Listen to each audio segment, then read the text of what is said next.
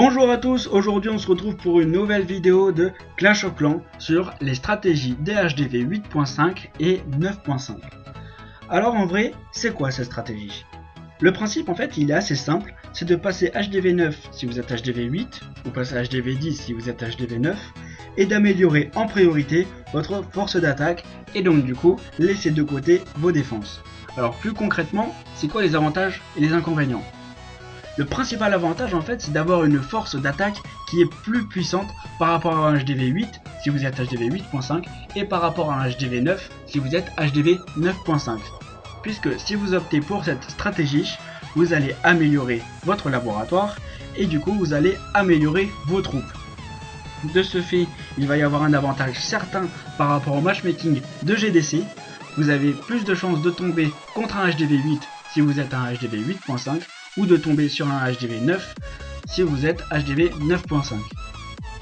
Pour les inconvénients, le principal c'est que vous deviendrez une proie facile en multi pour les adversaires qui auront un véritable HDV 9 ou 10 et qui voudront piller vos ressources car ils auront moins de pénalités. Je vous ai mis en rappel un HDV 10 qui attaque un HDV 8 à 50% de pénalité et seulement 10% s'il attaque un HDV 9.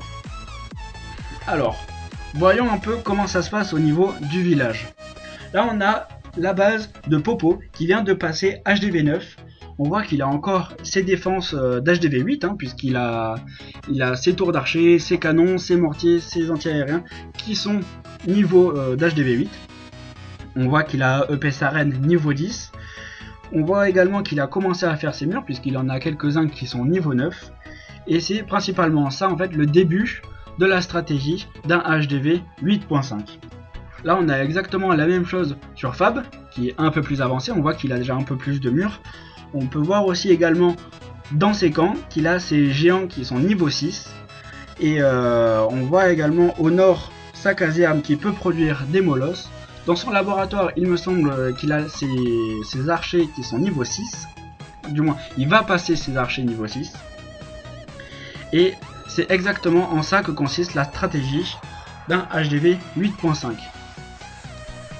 Par rapport aux ordres de priorité pour les évolutions, ce que je vous conseille en fait, c'est de d'abord faire le château de clan, les murs et les pièges. Donc la première chose à faire, c'est de dépenser son or. Le château de clan, pourquoi? En fait, c'est super important que ce soit en défense ou en attaque. C'est vraiment super important. Donc faites-le vraiment en premier. Ensuite, les murs. Pourquoi? Parce que c'est chiant, faut se le dire, c'est chiant et très long et ça coûte très cher. Donc du coup, faites-le en premier, comme ça c'est fait, on n'en parle plus. Ensuite, les pièges aussi, donc sauf les petites bombes, puisque c'est les petites bombes qui comptent beaucoup dans les points du matchmaking. Donc du coup, vous pourrez améliorer les pièges squelettiques, les défenses, les pièges anti-aériens, ce genre de pièges. Ensuite, en deuxième position, il y a le labo et les usines, puisque vous voulez une force de frappe qui est supérieure à un HDV 8 normal si vous êtes HDV 8.5. Du coup, il va falloir améliorer vos troupes, et donc du coup, améliorer aussi vos sorts. Parallèlement à ça, vous allez améliorer également les camps militaires et les casernes pour avoir plus de place et aussi plus de troupes.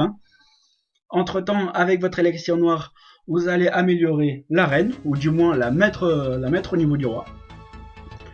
Et enfin, avec l'élixir qui vous reste, vous allez augmenter les mines et les extracteurs. Enfin, vous allez améliorer les mines et les extracteurs. Une fois que vous avez fini tout ça, vous pouvez vous attaquer enfin aux défenses.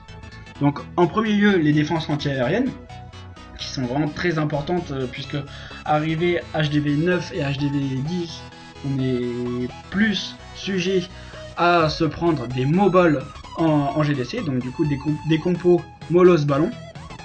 Ensuite en deuxième position viennent les Tesla, les souffleurs, ensuite les tours d'archer, les canons, les tours de sorciers, les mortiers.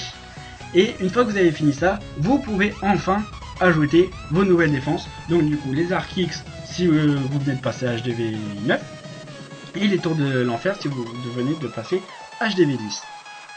Voilà. Je vais vous montrer maintenant comment ça se passe pour un HDV 9.5. Voilà, donc là c'est l'exemple du village de Greg dans mon clan. Donc lui on peut voir qu'il a vraiment maxé son HDV 9. C'est vraiment très important de maxer. Vous allez voir ça dans toutes les vidéos. Tout le monde va vous dire qu'il faut maxer, c'est-à-dire tout augmenter le plus possible avant de passer le HDV. Donc c'est ce que Greg a fait. On peut voir qu'il a ses remparts qui sont niveau 10. Il a attaqué les remparts niveau 11. Ça coûte vraiment très cher. Donc du coup c'est pour ça qu'il fait ça, qu'il a commencé ça en premier. Lui il a préféré faire les camps en premier. On peut voir qu'il a 2 camps ici en amélioration qui va passer niveau 8. Il a également sa reine en amélioration qui va passer niveau 26. Donc du coup c'est principalement ça l'optique de la stratégie d'un HDV 9.5. Voilà. J'espère que j'ai été clair, que je vous ai un peu éclairci ces stratégies d'HDV 8.5 et 9.5. On va se retrouver prochainement pour une nouvelle vidéo. Vous mettez les sujets qui vous plaisent en commentaire. Je vais essayer de voir si je peux faire une vidéo dessus. Et à bientôt!